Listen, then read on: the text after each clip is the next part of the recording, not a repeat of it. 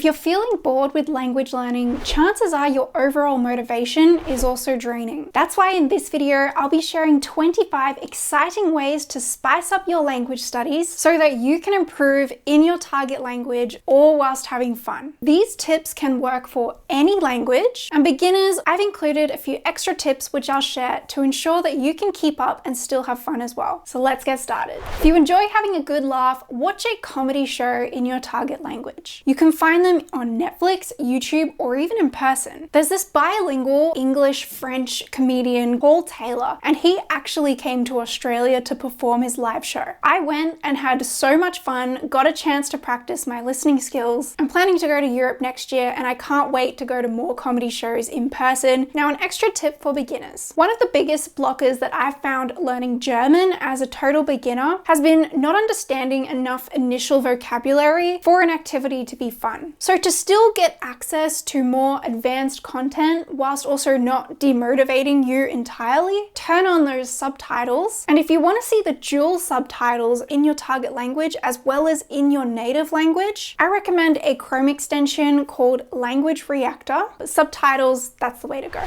So there is this chess YouTuber, and he actually has his own online chess club with heaps of French videos, weekly live streams. It's a win-win because I can improve my French and also my chess. So this next tip is to purchase an online course within your target language, whether it's baking, cooking, crocheting, YouTube editing, you name it. It is a great way to learn vocabulary very specific to your interests. So when I was a kid, I was really obsessed with the Rainbow Fairy book collections. And recently at a book fair, I came across a German translation of one of the books. I've actually got it behind me here, but when I saw it, I was instantly filled with so much excitement and nostalgia for my childhood as well. There's all these little pictures that I remembered as a kid, but also children's books are particularly good because the vocabulary tends to be easier and also the sentence structure isn't going to be as complicated. This will make it less frustrating and more fun.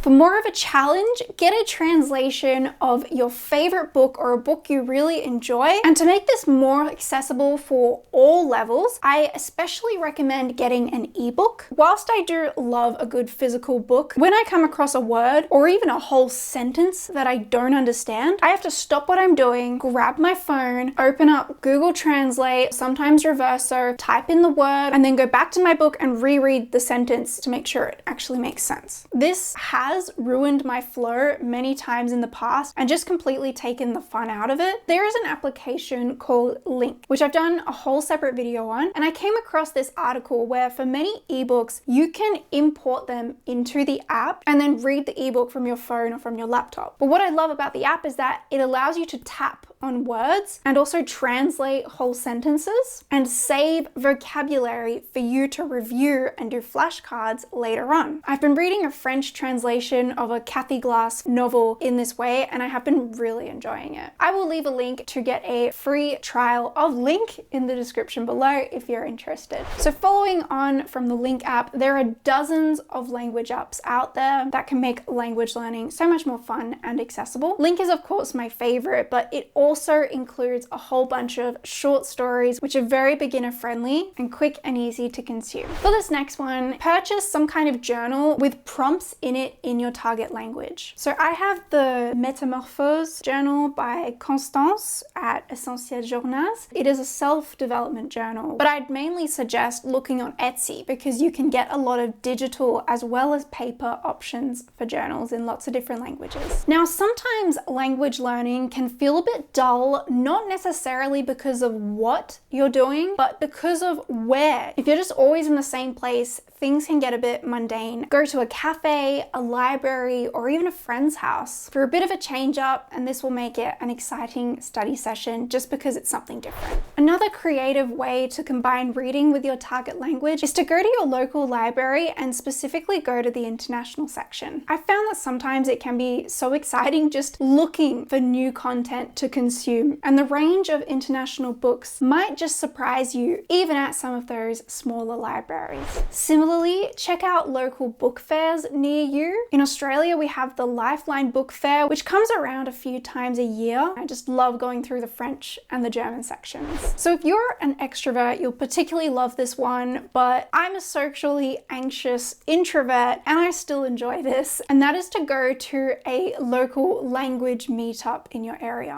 The first couple of times this was really difficult for me, but since I overcome those hurdles, I've actually been really enjoying it, and I've even found that there's people at all sorts of different levels who go there as well. Another way to practice those conversations is to sign up to a language app. I use Tandem, and you can either chat with people, send voice messages or calls. You can even join parties and you can either speak and interact with people or just be like a fly on the wall and listen in to everyone's conversations. Something else to change up your routine is to take an online class, such as with Lingoda. I know that on Lingoda they have so many different lesson plans across a variety of subjects, so you're bound to find one at your level that also tailors to your specific interests. Now for the activity that I personally do the most, find YouTubers in your target language that you enjoy. There are some YouTubers who I just like how they speak the language. For German, my favorite speaker is Deutsch mit Lara, and for French, I really like Constance, who created that journal as well. I love YouTube so much for language learning. I might just do a separate video, maybe in French, about it. So if that interests you, do let me know. Now, you probably watch movies and TV shows in your spare time anyway, so turn on the dubbing and turn it into a fun language learning activity. Again, particularly if you're a beginner, I highly recommend the Language Reactor Chrome extension so that you can see those dual subtitles. One different way to enjoy watching a movie in your target language is to suss out any film festivals near you. The French and German film festivals come to Australia and many other countries every single year. Very recently, I saw a French and German film called Foreign Language, and I really enjoyed it. So you can make this one a date night or just enjoy a night out learning languages. So this year, I took a week off because I had my wisdom teeth removed. I got free trial of Disney Plus for the week, and I watched all the Disney classics in German and some in French as well. This is super fun because if you're really familiar with Disney and particularly their songs, Disney have in so many movies just translated everything, the talking, the songs, so it's really fun to hear how they've done it. But some of the songs in other languages are also incredible. In The Lion King, Be Prepared, or Soyez prête in French, is literally the best song ever. Find and listen to music that you enjoy in your target language. When you find a song that you particularly really love, take the time then to print out the lyrics or just open up a Google Doc, which is what I do, and just paste the lyrics and really go through and take your time trying to understand them. The next time you hear that song, it's gonna feel even better knowing that you understand. So similarly to YouTube, find podcasts that you enjoy. As a beginner to German, I don't understand everything that's being said, but I don't really mind if I really like how they've structured it. Like Easy German's podcast is just so much fun. Plus, if you have an iPhone, Apple recently released an automatic transcript so that you can read and follow along whilst you're listening to the podcast. A great way to better use your time that you've maybe already allocated to other activities is to do one activity and also listen to your target language. Crochet on the couch and also listen to a podcast. Go for a walk, listen to a podcast or an audiobook. Do a puzzle and listen to a podcast. And this is one of the tips that I talk about in this video for those of you who are maybe short of time or have a full-time job. Join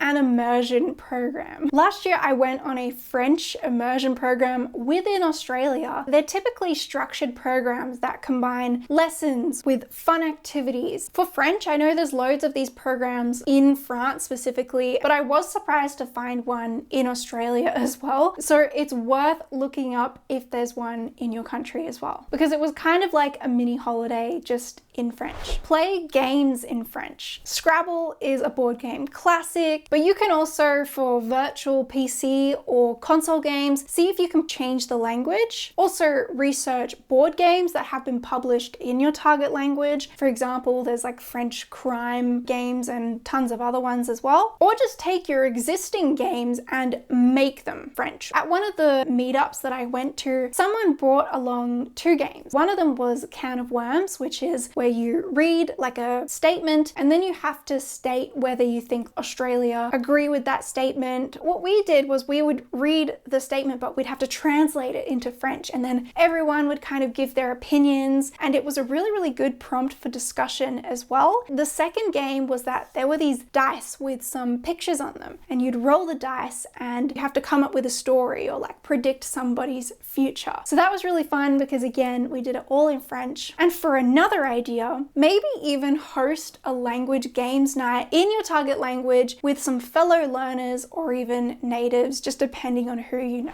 One super cool way to document your progress is to create a YouTube channel. Just speak about any topic that you want to speak about, and then over time it's really, really cool to look back and see your speaking progress as well. And you don't even have to make these videos public if you don't want to. Or for more of a two-way conversation, you can have a conversation with a native either on italki, or you can even chat with ChatGPT, or there's tons of language AI tools out there now that you can speak to just about any subject that you want to. Now, you can't deny that the attention of so many of us is taken up by social media. Luckily for us, there's so many content creators in other languages. I suggest either creating a whole separate account for finding content in your target language, or of course, just use your regular account. So now you know what to do to make your language routine far from boring. But if you struggle to find the time, that's why you should go and watch this video here next. Let me know which of these you're excited to try, or if there's anything else that you do in the comments below. Thank you for watching, and I will see you in the next one.